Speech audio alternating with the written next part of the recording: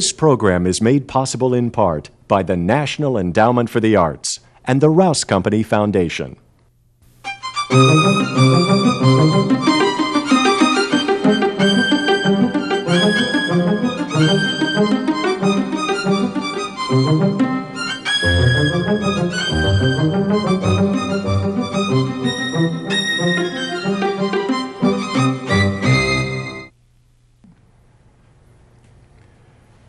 Welcome to The Writing Life. My name is Roland Flint, and I'm here today with three of my predecessors as Poets Laureate of Maryland.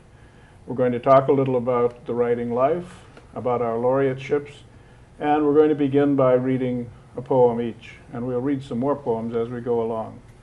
And we'll go in order of appointment. I was appointed in 1995, and I'm still serving, and I begin with a poem called Rosalind October. 20 years ago, we were entering a new phase of our relationship, my wife and I, and it included moving into a new house. And we're about to do that again. In fact, today is our first official day in the new house. And that's in there, and so is a visit to the National Cathedral. It's called Rosalind October. White my book, I'm back. In the yellow and cinnamon streets of mid-October, the broken golds come down to say, no one wood lies. In autumn we begin again for the last time, and the trees are pulling music from the high wind and from the brightest light all year, Ravel and Mozart from the great masts of the flying trees. So I tell the visiting friend, this must be a gift which I am avid for, to walk from a dark transept to the middle again, to climb the steps at the center of the cruciform in the steep cathedral of longing, introibo. And the windy streets fly shining with the buckles of October, blues of the change I'm growing through, tough dull greens that have bitten down to stay, and reds are falling down around me so I can hear and smell them red. And now the old flower vendor calls out to me, these are nice, she says. Yes, I'll take them. And these are nice. I'll take them too. And so are these. Fine, I'll take them. Chrysanthemums, corn marigolds, and oxeye daisies. They say a name I want to hear when hers is crossed with mine. And if we make a house inside this old October's blowing, it's her name too, and she will hear it too. An old poem. But you don't have to follow me and read an old one, Linda. What would you like to start with? Well, I am going to read an old poem. It's about the naming of my daughter when she was born, and she now has two daughters herself. Her name is Rachel, which literally means a ewe, a female sheep.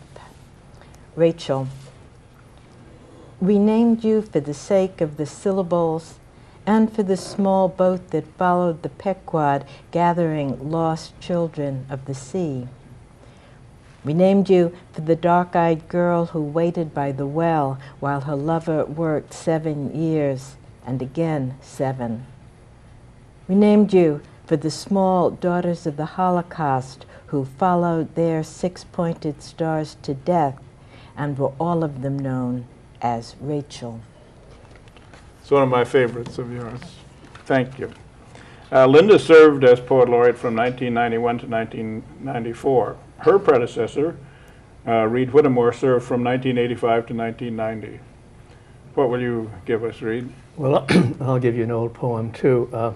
This was when I was still fairly new at giving important lectures, and so the lecture was a very important one for me, and I decided I'd indicate how naive I was by starting the lecture with a poem. It's called Today. Today is one of those days when I wish I knew everything, like the critics. I need a bit of self-confidence, like the critics. I wish I knew about Coptic, for example, and Shakti Yoga. The critics I read know them. They say so. I wish I could say so. I want to climb up some big publishing mountain and wear a little skull cap and say so. I know. Confidence, that's what I need to know. And would have if I came from California or New York or France. If I came from France, I could say such things as, art opened its eyes on itself at the time of the Renaissance. If I came from California, I could say Christianity was short-circuited by Constantine. If I came from New York, I could say anything. I come from Minnesota. I must get a great big book with all the critics in it and eat it. One gets so hungry and stupid in Minnesota. Too modest, I know that, because I know many of your former students. Lucille Clifton served as Poet Laureate from 1976 to 1984. Lucille, what are you going to share with us? Well, this is a poem I don't read very often. I had been a semester in the Deep South, and this was a poem written when I was coming back home. It's called Blake, and I was thinking of the idea of Blake seeing angels in the trees. Blake saw them glittering in the trees, their quills erect among the leaves, angels everywhere. We need new words for what this is, this hunger entering our loneliness like birds, stunning our eyes into rays of hope. We need the flutter that can save us, something that will swirl across the face of what we have become and bring us grace. Back north, I sit again in my own home, dreaming of Blake, searching the branches for just one poem. Very nice. Thank you. Well, we thought we would talk next a little bit about our laureateships. As I say, I was appointed in 1995. Linda and Lucille, I think, were both on the committee that selected me. At any rate, my first sign of it was Linda calling. I was at Yaddo at the time and asking me if I would serve if appointed. I think it suggests they didn't want the governor to be embarrassed if he appointed me, and I said no thanks. So I thought about it and said I would do it. Then I was asked by someone in the office in Baltimore who arranges the readings for the laureate what I would be willing to do or what I would like to do. And I said I would, as it doesn't pay anything, I would like only to go to public institutions that couldn't usually afford a literary program, that I would be willing to go to, therefore, to public schools, to prisons, to old people's homes. And the reply came back, always via channels. I actually didn't sit down with the governor, but I was told the governor wanted to emphasize service to youth at this time. And so I went to public schools. I went almost exclusively to public schools, a couple of exceptions, but I went to at least one public school in all 24 counties since 1995. I haven't gone for a while, but that's what I did. And I gave not long readings, but 30 to 40 minutes, and then talked with the students. I also stipulated, again, I had a little leverage, I thought, since I wasn't being paid except the honor, to stipulate that I didn't want any captive audiences. I didn't want to read to any general assemblies. I wanted to read only to students who declared an interest in writing and who wanted such a program. And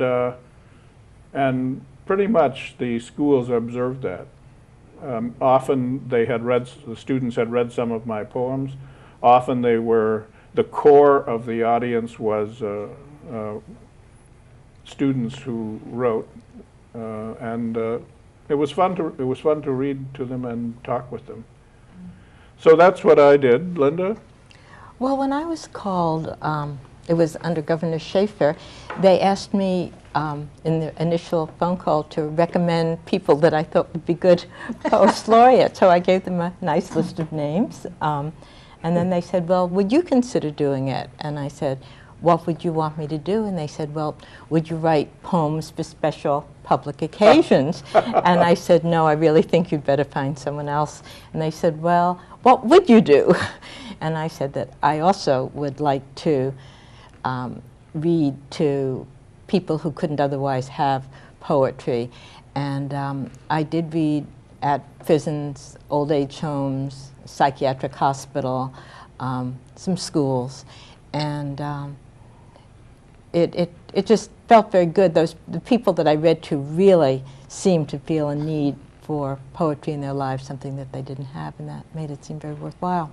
Makes a difference, doesn't it? Yeah. If they're there because they want Right. to be there. I had a good time too. Just, I think, mostly for that reason. Reed, what about you and your Well, tenure? one of the features of my career is that I don't remember it very well. As I recall, I don't know how I happened to become the Poet Laureate, but I do remember a nice ceremony in Annapolis where Governor Hughes was there. And you weren't there, I don't think. I think I was living in California. Yeah, you'd moved, and so I was all alone, except for some friends. And then I proceeded, rather informally, to speak at odd moments. I don't think my career was regularized in any way. One of the things I do remember, and it wasn't wholly pleasant, was sitting on a platform, I think in Baltimore, a large public occasion, at which there was to be the awarding of a prize to a poet who was not necessarily a school poet, although it was in a school, but just a poet.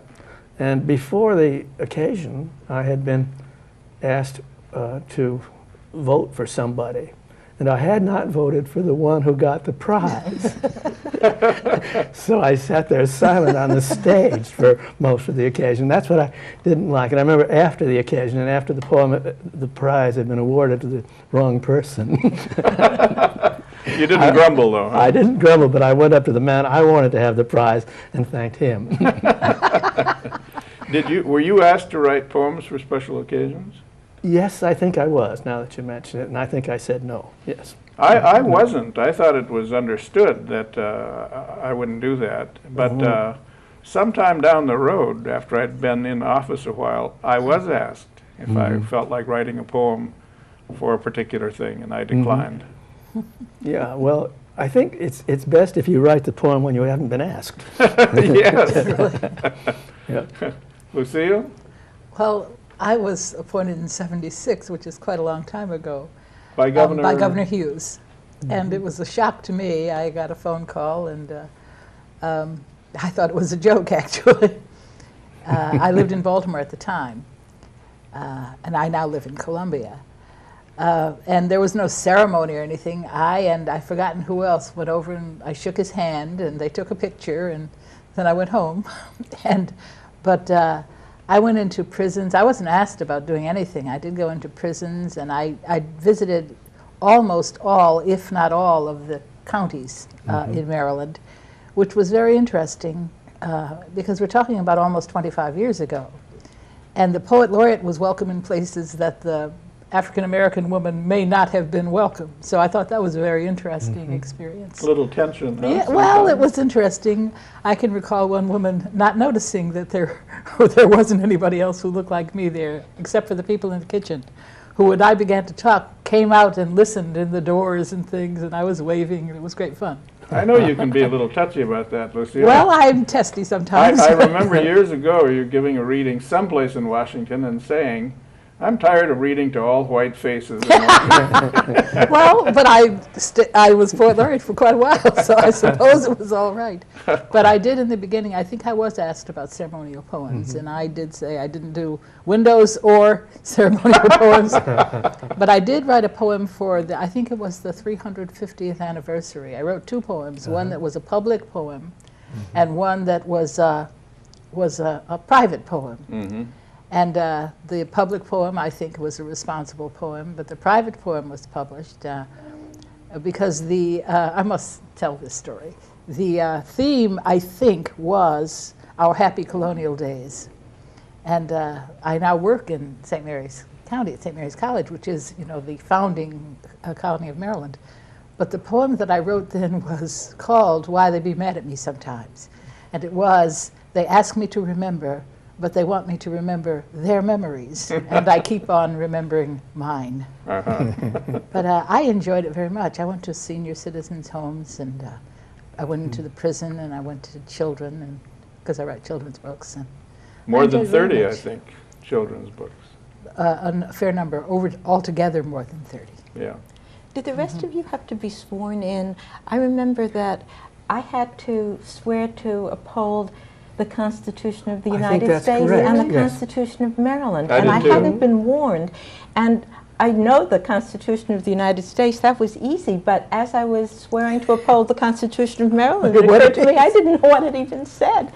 I think that someone asked Governor Hughes if that should happen, and he had somebody reference it, and they said, no, it's okay.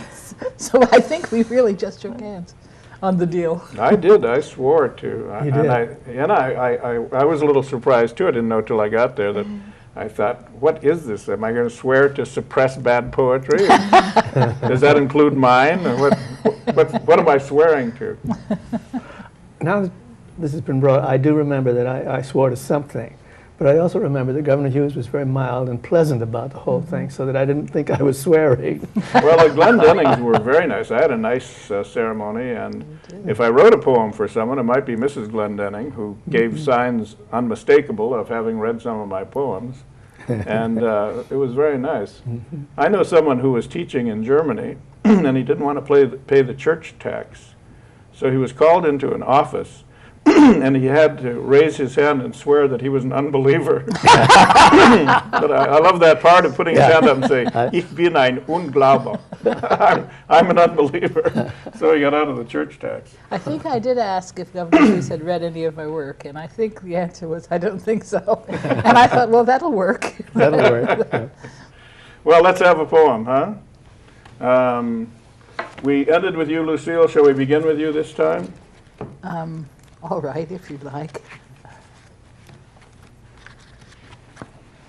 Oh, this is a poem called Hag Writing. It's sort of a fun poem.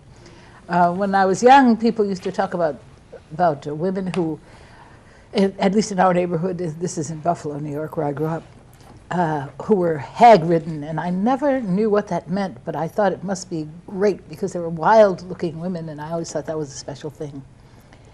Anyway, hag writing. Why is what I ask myself. Maybe it is the African in me still trying to get home after all these years. But when I wake to the heat of morning, galloping down the highway of my life, something hopeful rises in me, rises and runs me out into the road, and I lob my fierce thigh high over the rump of the day, and honey, I ride. I ride. It's fun. Ah, that's wonderful. Read? My youngest child got married just yesterday. Oh. So I have to honor that occasion by reading a poem about her when she was a little baby. This would be Daisy. This is Daisy, and at that time I was only 49. And so this is the girl in the next room. Baby girl, you have insomnia. I know. I am 49 times your age. I have insomnia. It brings us together. In there, what are you thinking? Softly you woof woof like the neighbor's dog. Gently your feet pound the crib like the moon's hammers. And now you are humming. But what are you thinking? In here, I, 49er, your comrade, am thinking darkly of moons and worlds and flesh, as old sleepless ones do softly. Do you have dark thoughts? I wish I could ask you and hear your reply in there. The two of us close and soft, far from the day. But if I went in, you would tease and not say. Lovely. She's still a nice girl. She's wonderful. I'm lucky enough to know her a little. She's quite wonderful. I call her the daisiest. Yes. Linda? Well, since we're sitting here, I was thinking that to be a famous poet is definitely an oxymoron. And this is a poem about what I think about fame in general. It's also a poem that I wrote after another drought summer followed by an autumn. It's called Fame. There will be no vivid colors this autumn because of the drought, they tell us, because the loyalties of weather are changing. The leaves will bow out without the usual fanfare. No curtain calls this time, no tide of tourists. They will simply fade and fall as we do, and one day sooner than last year be forgotten. Very nice. New, huh? Mm-hmm. Very nice. Well, I'm going to read one called 22691.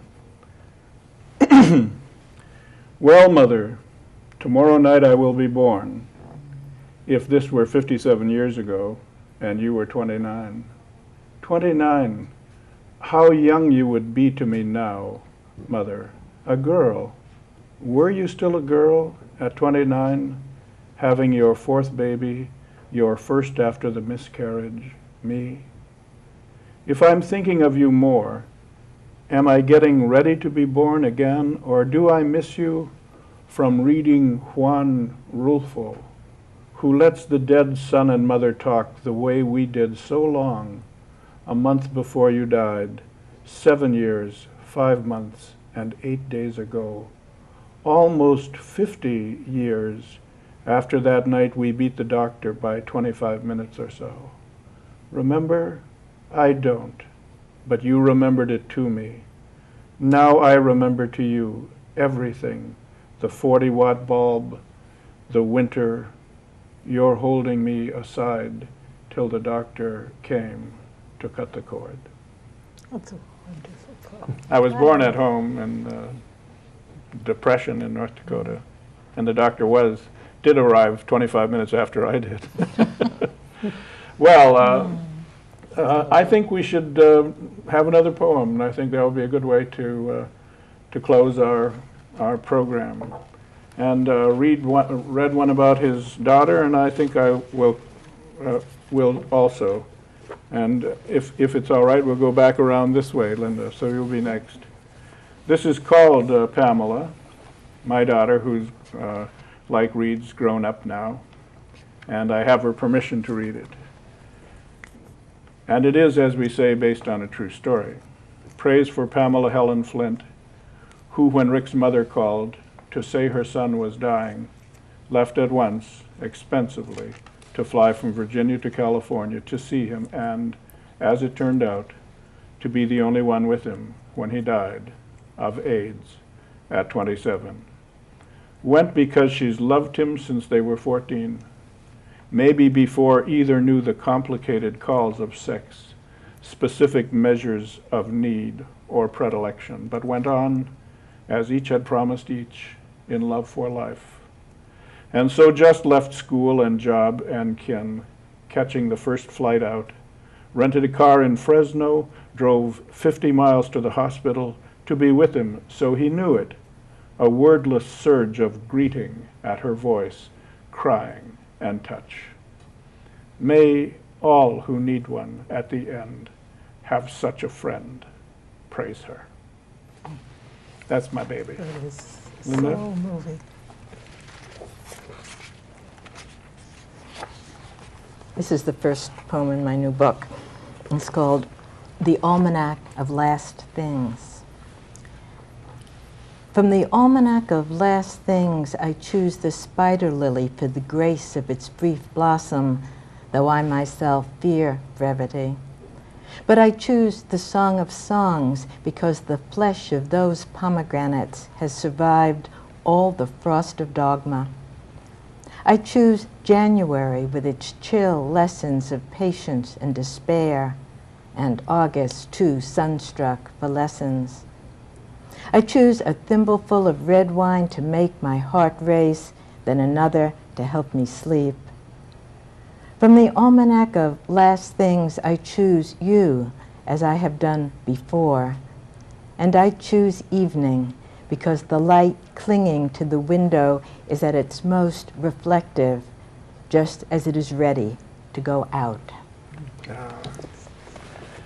Linda was too modest to say her most recent book is called Carnival Evenings, and it's new and selected. And Reed, what will you give us at last? Reed's most recent book is called The Past, the Future, and the Present. And this is in the section called The Present. I'm, at the moment, rather interested in narrative poems, story poems.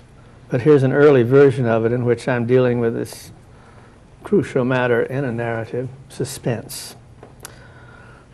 What I am telling you now moves and must always be moving, so that if it is in the kitchen, it must be drifting out into the hall and up the long stair, as far perhaps as the attic, or it must float out toward the mountain, where a fine lady, perhaps, is waiting. Yes, what I am telling you now is climbing the steep side, and an hour perhaps will do it, to the top, where the lady is waiting. For why would I tell you that which I tell you, were there not always this movement, this drifting out from the attic onto the mountain and up the steep side? For were there not always this movement, you would be bored and drumming the kitchen table. But because you are hearing this drifting, you are now listening, waiting. That's wonderful. Lucille, as they say in radio, why don't you take us on out? Lucille's most recent book is called The Terrible Stories. And this is the first poem in the book, The Terrible Stories. It's called Telling Our Stories. The fox came every evening to my door, asking for nothing. My fear trapped me inside, hoping to dismiss her, but she sat till morning, waiting. At dawn we would, each of us, rise from our haunches, look through the glass, then walk away. Did she gather her village around her and sing of the hairless moon face, the trembling snout, the ignorant eyes? Child, I tell you now, it was not the animal blood I was hiding from. It was the poet in her, the poet and the terrible stories she could tell. And she does. Thank you, Lucille. Thank all of you. Very nice and pleasant to sit with old friends and read some poems and talk. And thank you for joining us on The Writing Life.